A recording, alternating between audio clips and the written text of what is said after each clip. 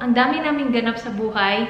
Medyo stressed si Dan. Ang busy-busy niya. Tapos ito pa yung dadat na niya sa bahay. So, tingnan natin kung papagalitan niya ako. I was trying to reach the cord at the back. Are you serious? Yeah.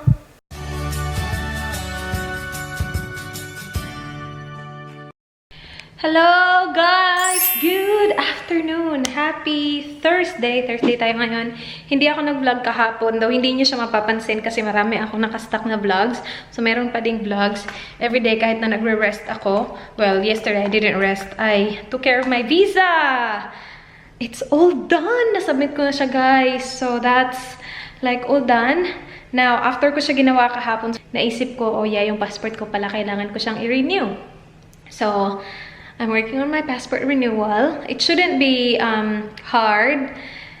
Kaya lang, nakita ko din dun sa Philippine website na kailangan kong i-report yung marriage namin na Dan. And hindi ko pa siya nagawa. So, I printed all the forms that I have to fill out. Report of marriage. Kailangan, parang narinig ko noon na kailangan i-report yung marriage namin. So, I will report the marriage kasi sa bagong passport ko, last name ni Dan yung gagamitin ko. And just in case they will ask for a report of marriage, at least matapos ko na siya.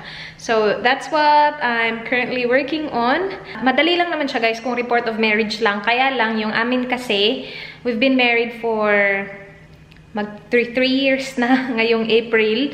So, more than a year ko na siya na hindi na-report yung marriage namin. So, kailangan kong mag-sign ng statutory something. Kasi nga, hindi ko siya na-report agad. And yung document na yun, kailangan pa namin pa-sign sa Justice of Peace. So, it makes the process like not as simple as it should be kasi delayed yung pag-report ko ng marriage namin. But that's alright. That's fine. That will keep me busy. Now, si Dan, darating siya guys, mamaya 2:27 na ng hapon. And parang alas 3 ata darating yung magko-coat ng pipintura sa bahay namin. Papapinturahan namin siya. And meron akong plano. Ako talaga nagpaplano na naman ako ng mga mas-stress ang aking daddy boy. Magpaplano ako guys na i-prank ko siya. Gusto ko siyang i-prank. Yung nasira yung TV. Nakita ko yung video ng anak ni Manny Pacquiao na prank niya yung pamilya niya na nasira nga yung TV. Eh, itong TV na to, diba? Ito yung request talaga ni Dan. Binili namin to dahil gusto niya ng malaking TV. Gusto niya ng bagong TV. So, we got a big TV. Hindi ko alam kung ilang inches to. Basta malaki siya guys. Like, ayoko kayong mahulog pero yung size niya, just to give you an idea. See, malaki talaga siya. So, gusto ko siyang i-prank na nasira ko yung TV. Now, usually, kapag mga material na gamit, si Dan, like, okay lang sa kanya. Kaya nga, hindi ko siya ma-prank-prank ng sasakyan. Kasi, sasabihin niya, okay ka lang ba? Ano nangyari sa sasakyan? But ngayon, inisip ko, ang dami naming ganap sa buhay. Medyo stressed si Dan. Ang busy-busy niya. Tapos, ito pa yung dadat na niya sa bahay. So, tingnan natin kung papagalitan niya ako. Kasi usually, hindi ako pinapagalitan. So, char. Sana all. Hindi. Yung gagawin ko is, ano ko siya, bali ito daw yung nakatama. Kasi, kagabi, parang ano din, tiniming ko din siya ng maayos. Kagabi, nagpaplano-plano nga kami kung ano yung setup ng bagong bahay na ipapatayo namin, diba? So, tingin-tingin ako dito sa loob, sa gilid. Sabi ko, dapat yung pagpasok natin. Basta nagpaplano-plano lang kami. Bigay lang ko kayo ng idea para malaman nyo kung, like, bakit ko to gagawin ngayon. Anyway, kagabi, sabi ko, ayoko na pagpasok ng mga tao or pagpasok natin is yung makita natin is yung mga wires sa likod ng TV. Tapos sabi niya, matatago mo naman yan ng maayos. So, yung gagawin ko ngayon is, itatago ko daw siya ng maayos para practice-practice sa bagong bahay. Kasi itong TV na to, dadalhin namin to sa bagong bahay kasi hindi pa naman siya sira. Diyos ko, kakabili na namin sa kanya. So, yan daw yung gagawin ko, guys. And, hindi ko alam kung bakit kakailanganin ko to, pero ito lang yung alam ko na makakasira sa kanya. So, bali, ipapalabas natin na ganun ko yan. And, kasi timing na yan yung pinag-usapan namin kagabi, yan yung gagawin ko ngayon. Let's prank my hubby boy. Okay, wait. Hindi ko kayo gagamitin. Yung gagamitin ko is itong camera na to. Kasi timing na ginamit namin to nung nagmukbang kami. And ito, nakalabas na to siya. Nandito to ay. So, ilalagay ko siya dyan, pero hindi ko i-flip yung screen para hindi niya makita na nag-film to. I-check lang natin kung may battery siya. And i-check lang natin kung okay ba yung kanyang. Kasi, ayoko tong, ano na to, itong camera na to. Hindi ko siya bet talaga. Mas, very bright niya kasi. Mas gusto ko yan, yung, ay nako, Canon G7X Mark II. Wait, saan nangyari ito? Very bright. Bakit ka ganyan? Parang, hindi niyo makikita ng maayos, pero very bright niya. I need to adjust. Wait, my gosh. I-adjust ko lang to. Baka biglang dumating si Danny Boy. Tapos, paano pag biglang, pagdating niya, kasama niya yung magko-coat ng ano namin, diba? Pintura namin. Wait. I-ano ko lang to, guys, ha? Ayusin ko lang to. Wait, sa. Natatakot kaya ako. Wait, sa, guys. Wait, sa. Shooting mode. Okay. Kayo na lang kaya. Ilalagay ko kayo dun. Katabi nito. Wait sa ha. Bali, hindi ko kayo i-ano sa tripod. Wait. Yung gagawin natin is, kasi nakakonect yan sa YouTube eh. Wait sa. Ay, natatakot ako doon. Natatakot ako baka anong gawin sa akin. Ano kung pinagalitan ako? So, meron kasing TV cracked screen effect. Okay. So, ito guys. Meron tayong TV. So, i-search nyo lang sa YouTube. TV crash screen effect. And magdi-display lang siya ng, ay ano ba yan? Sana walang ads? Okay. Good. Ayan! Oh my gosh. Wait, sakita niyo ba nagmaayos? Tawagan ko nga si Dan kung anong oras siya uuwi. Kita niyo ba? Kita niyo naman, diba? Lagay ko kayo dito. See? Ganyan yung itsura ng screen. Crack daw talaga siya. Oh my gosh, it looks broken. Tawagan natin si Daddy Boy baka. Hello, yes, good Daniel from... Hello, may tawag siya na kinabahan naman ako. Wait, ayusin ko lang tong camera. Wait. Okay, nilagay ko yung camera dyan. Sana hindi niya mapansin. Kasi, dito yan eh. Dito ko yan nilagay noon. So, sana hindi niya naman mapansin ang bongga. Hindi ko naman inano yung screen, flinip yung screen. So, hindi niya makikita. Pero, it's filming. And, yan yung makukuha niya, guys. Gusto ko itong camera na to sana kasi mas malinaw. Pero, mas okay din yung color niya. Wait, tawagan ulit natin si Danny Boy. Asan yung phone ko? Hello, yes, good Daniel. Meron siyang kausap sa phone. Wait, kinakabahan ako, buwisit. Lagay ko ito dito. Ayan. Sana hindi siya nakapanood ng prank na ganito, no? Kasi mahilig pa naman manood ng mga prank yun. Okay. Alright. Kinakabahan ako, besh. Wait, alam mo, ilagay ko yung phone ko dun. Kasi maganda yung camera nitong phone na to. Ilalagay ko ito. Hello, my love. Hello. What time will you be home? Probably about 1 minute and 30 seconds. What? 1 minute and 30 seconds. 1 minute and 30 seconds. Yeah. Okay. Okay. And yeah, what time will the paint guy come here? 3 o'clock. Alright, yeah. So, I'm coming home, so you're not by yourself, I was just actually, my last appointment was at and then I just drove past the block then to have a look at it. Of course you did. Nothing's changed. It's still there. It still looks good. Yeah, now I'm just cleaning up. I'm trying to tidy up the cords of the TV. Okay. Yeah. Cool. Can I get back? I was just calling me, but I'll be home in about 1 minute. Yep, love you. Bye. Bye. Bye. Oh my gosh. Okay. Alam nyo, wait sa... He'll be home in 1 minute. Siya na talaga ang home in 1 minute. Ilalagay ko tong phone ko to doon.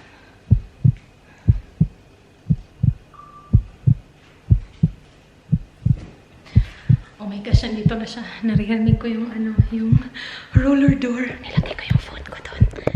Nandyan yung phone ko, guys. Yan.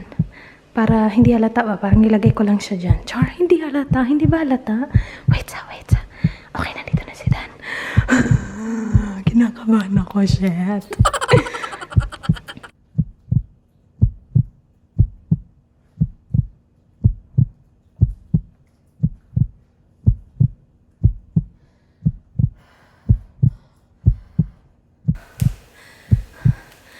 Nandito na siya, kaya lang may kausap siya sa phone. Kinakabahan ako, shit. Malam!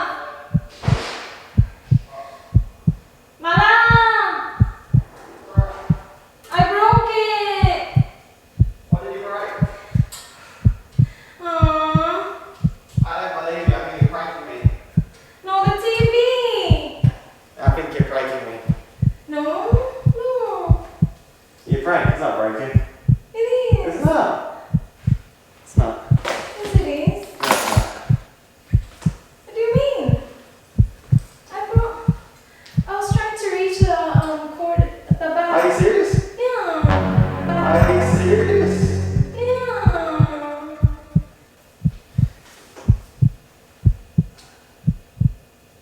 See?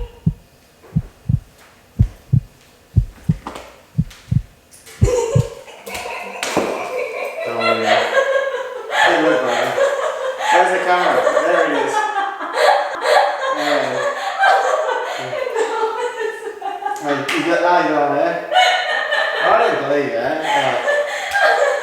What if I actually broke it? What can we do? I wouldn't care, to be honest with you. Wait. This is so good. I should have hit it. Big what? The remote. You used the wrong remote as well, so I was like, oh, it's not gonna work, and then you found it. I should have. Yeah, sana inato ko yung remote. Was that a fail? Yeah, I could tell the way you even sounded. It didn't sound real. My sound? Why? It didn't sound real. Didn't sound real. Guys, kung siniswerte ka nga naman talaga yung clips nitong buang na camera na to, napaka-blurry. Nag-focus naman siya sa aming counter. Ay, naku. Naiinis talaga ako dito sa kamerang to. Ay, naku. Worst purchase of 2019. Charot. Naiinis ako sa'yo. Bakit ka na-blur? Nag-blurry siya. Pagdating talaga ni Dan, or just before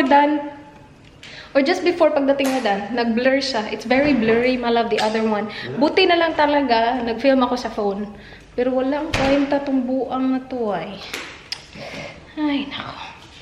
Anyway, that was a fail. Fail on the camera and fail prank, my love. Signature? Signature. What is this? You will get all my money? I get all your money. Oh, I used a black pen. That's alright. You just signed your YouTube. What? You What did I? just signed your YouTube channel over to me. Ah, that's good. You're taking over? I'll take over. That's good, my love. Simply Dan. Simply Buisit talaga, babe. Oy, na-fail naman aking prank, babe. Ayusin ka lang tong video na to, babe. Ano ba yan? Ang init! Grabe, guys. 42 degrees lang naman outside. It's very, very, very hot. Yung ano nga namin, AC namin parang sumuko. It just turned off by itself, our AC. Did it? It does that. Parang nag-short circuit power surge or something, guys. Kasi ano, namatay na lang bigla. Pagdating na, sabi niya, bakit ang init ng bahay? Sabi ko, hindi, naka-on yan ha. Tapos biglang, wala pala kami kuryente nun. Ay, hindi, yung AC lang pala. Kasi yung TV naka-on, diba? During prank eh. Nangyari yun. Anyway, may lakad lang kami, guys. Hindi na naman siguro ako makakaluto ng dinner nito. Kasi, ulis na naman kami. Nalakad lang kami. Ako lang naman sana eh. Pero samahan ako ni Dan kasi natapos na yung ano, yung pintor. Chinek niya lang yung bahay. Binigay niya na sa amin yung presyo. Kakaloka naman talaga. Can we check the post office real quick or later? Yeah, I'll check it. We can check it later. Yeah, if you get something inside, you have to do it now when you see it. Okay, sige. I don't think I have anything, but I just want to check. Oops. Hello guys! Bahay na kami. Nagpunta kami sa Asian shop kasi Wala akong tinola mix and I know, pwede naman magtinola ng walang tinola mix pero yun yung nakasanayan ko. Hindi ko pa, nakatry na ba ako? Parang hindi ko pa na-try na walang tinola mix. And ayoko siyang i-try na walang tinola mix kasi baka hindi siya masarap. And sayang naman yung effort natin. So, meron na akong mga ingredients na ready na dito. Ginger, sayote, garlic, onion here, and spinach kasi wala akong chili leaves or wala akong malunggay. So, we will use that. Meron na akong oil dito. Ilalagay ko na yung ating onion at saka yung ating guys. Garlic. Ayan. Gusto ko lang masimula na yung luto. Tapos magmula tayo. Ayan. Chicken tinola to ha.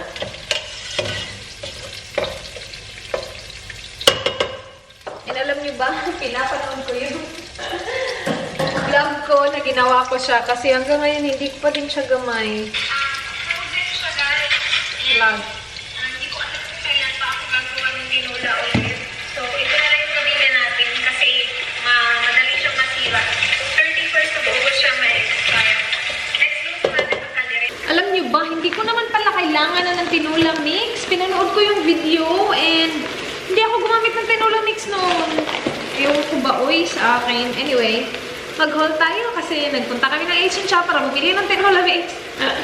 Para akong tanga. Dalawang Asian shop pa naman yung pinuntahan namin kasi yung una, wala silang tinola mix. So, nag-drive pa kami ng malayo. Anyway, we got this. Wala na. Kinain na ni Dan.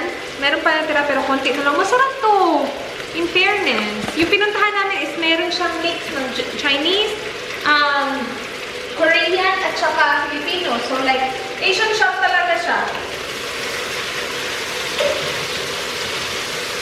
We also got this. Tingnan nyo to, guys. Premium biscuit. Naalala nyo to? Sarap kaya nito. Meron siyang parang, matigas na icing sa taas, tapos biscuit. Masarap kaya to, diba? $3.99. Medyo may kamahalan nga lang. I saw this. Ito mahal dito. $6.50. Ano siya? Pandan layer cake. And we'll see kung magugustuhan ko siya. Sana magustuhan ko siya. I got Pocky. And dalawang tinola mix. Dalawa na lang yung natira. Buti na lang meron. Though hindi ko na hindi naman kailangan. Pero kinuha ko na yung dalawang natira doon. We also got pork buns. Kasi nandun na lang din naman kami. Ay, sorry. And nakita ko to, shrimp flakes. Meron tayong Pinoy na version nito, diba? Pero ito yung, like, I don't know, original version siguro. Or maybe not original, I don't know. But yeah, it looks like that. Shrimp paste natin. And then, ramonette! Tatlong malalaking ramonette. Paborito ko to eh.